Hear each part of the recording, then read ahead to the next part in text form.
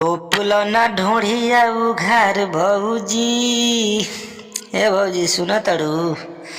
टोपलो ना ढोढ़िया उघार भौजी, देखो तटे देवारा निहार भौजी। पहिरो ना सूट सलवार भौजी, देखो तटे देवारा निहार भौजी। टोपलो ना ढोढ़िया उघार भौजी, देखो तटे देवारा निहार भौजी। से जिया पर चढ़ के उड़ावे गरदा, हमारा के चाही चौहान मरदा। तो हेलो दोस्तों, नमस्कार, स्वागत करता हूँ आप सभी का JRC संगीत सीखो 398 में। मैं आप सभी का भाई जमन दीवाना आप सभी के लिए लेकर आ गया हूँ लोकगीत, बिल्कुल फुल और फ्री सॉन्ग है।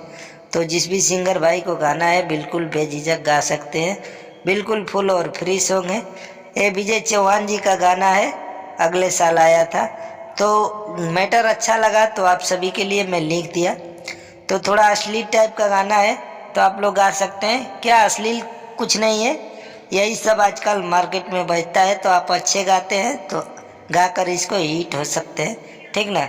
अच्छे गाएंगे तो ये गाना बज सकता है। तो जो भी सिंगर भाई वीडियो में नए हैं तो वीडियो को लाइक कर दीजिए, चैनल को सब्सक्राइब कीजिए, ताकि जो भी वीडियो में डालूँ आप सभी को सबसे पहले उसका नोटिफिकेशन मिले। और जो भी सिंगर भाई हमारे से पर्सनल सॉन्ग लिखवाना चाहते हैं तो स्क्रीन पे हमारा नंबर है, आप लोग लिखवा सकते हैं। बिल्कुल कम से कम चार्ज है, होली तक का ऑफर है। 300 रुपया ट्रैक है और 500 रुपये में न्यू ट्रैक है। बाकी होली के बाद अपना चार्ज बढ़ जाएगा जो पहले वाला था। तो चलिए वीडियो को ज़्यादा बड़ा नहीं करेंगे, मुखड़ा आप सभी को सुना ही दिया हूँ। ये विजय चौहान जी का गाना है, हमरा के चाही चौहान मर्दा। तो उसी ट्रैक पे लिखा हूँ, बिल्कुल फुल और फ्री सॉन्ग। तो वीडियो को एंड तक देखिए। और हमारा नाम है जमन दीवाना। आप लोग बस लास्ट वाले अंतरे में हमारा नाम डाल कर गाइए। और जो भी सिंगर भाई गाते हैं तो हमको कॉल करके गाया कीजिए। अपने आप गा देते हैं चुरा कर तो गाना हम उड़वा सकते हैं, ठीक ना। कॉल करके बात करके आप लोग गाएंगे तो कोई दिक्कत नहीं है। तो चलिए अंतरे को स्टार्ट करते हैं। तोहरे पर ध्यान लगहिले बा भौजी हो अखिया फाड़ के, तोहरे के देखे लागे निरेखे, और डरे न खाचे दुआर के। तोहरे पर ध्यान लगहिले बा भौजी हो अखिया फाड़ के, तोहरे के देखे लागे निरेखे, डरे न खाचे दुआर के, और डरे न खाचे दुआर के। देखो ताटे जो बना तोहार भौजी, देखो ताटे जो बना तोहार भौजी, टोपलो ना ढूंढिया उघार भौजी। पहिरो ना सूट सलवार भौजी, देखो तटे देवारा निहार भौजी। पहिरो ना सूट सलवार भौजी, देखो तटे देवारा निहार भौजी। तो दोस्तों अंतरा कैसा लगा कमेंट करके आप सभी बताइए। और जो भी सिंगर भाई को पर्सनल सॉन्ग लिखवाना है तो कॉल करके आप लोग लिखवा सकते हैं, ठीक है।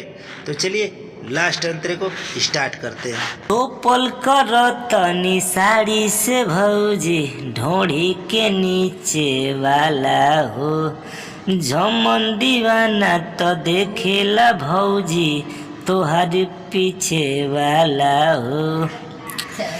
तो पल कर तनी साड़ी से भौजी, ढोढ़ी के नीचे वाला हो, झमन दीवाना तो देखेला भौजी, तोहार पीछे वाला हो।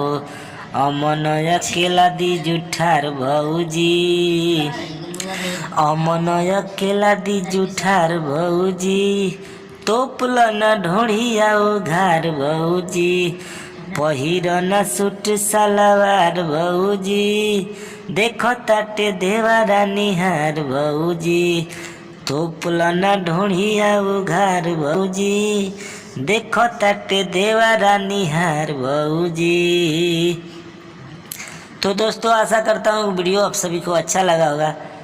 तो इतना ही कहेंगे कि आप जो भी सिंगर भाई वीडियो में नए हैं तो वीडियो को लाइक कर दें यार, चैनल को सब्सक्राइब करें, ताकि जो भी वीडियो मैं डालता हूँ आप सभी को सबसे पहले मिले। उसमें मेरे को पैसा नहीं मिलता है, और ज़्यादा से ज़्यादा अपने दोस्तों में शेयर कीजिए कि ताकि भाई का मोटिवेशन बढ़े, तो आप सभी के लिए हमेशा गाना लेकर आता रहे। ठीक है, तो फिर मिलेंगे नेक्स्ट वीडियो में, तब तक के लिए इतना ही। जय हिंद, जय भारत, जय हो भोजपुरिया समाज। बने रहें इसी तरह अपने भाई के चैनल से।